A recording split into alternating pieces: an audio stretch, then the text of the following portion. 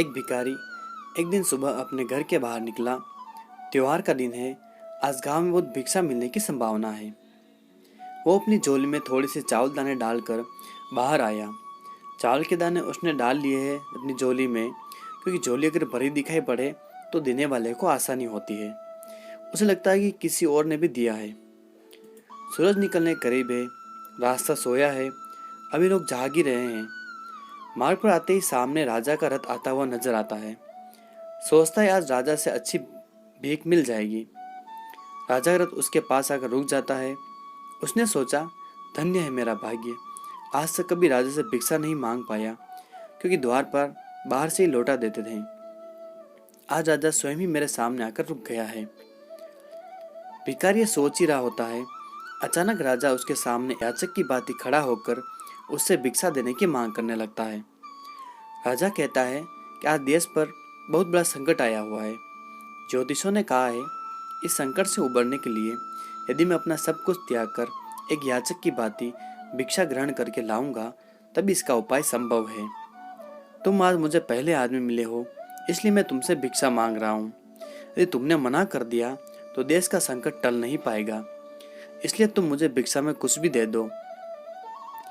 भिखारी तो सारा जीवन मांगता ही आया था, कभी देने के लिए उसका हाथ उठा ही नहीं था। सोच में पड़ गया कि आज कैसा समय आ गया है। एक भिखारी से भिक्षा मांगी जा रही है और मना भी नहीं कर सकता। बड़ी मुश्किल से एक चावल का दाना निकालकर उसने राजा को दिया। राजा वही एक चावल का दाना लेकर खुश होकर आगे भिक्षा लेने चला गया। सबने उस राजा को बढ़ चढ़कर भिक्षा दी, परंतु भिखारी को चावल के दाने के जाने का भी गम सताने लगा। जैसे तैसे शाम को वह घर आया। भिखारी की पत्नी ने भिखारी की झोली पलटी तो उसमें उसे भीख के अंदर एक सोने का चावल का दाना भी नजर आया। भिखारी की पत्नी ने उसे जब उस सोने के दाने के बारे में बताया तो भिखारी छाती पीट के रोने लगा। जब उसकी पत्नी ने रोने का कारण पूछा तो उसने सारी बात उसे बताई।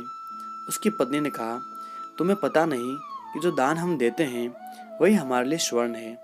जो हम इकट्ठा कर लेते हैं वो सदा के लिए मिट्टी का हो जाता है। उस दिन से भिखारी ने भिक्षा मांगनी छोड़ दी और मेहनत करके अपना तथा परिवार का भरण पोषण करने लगा।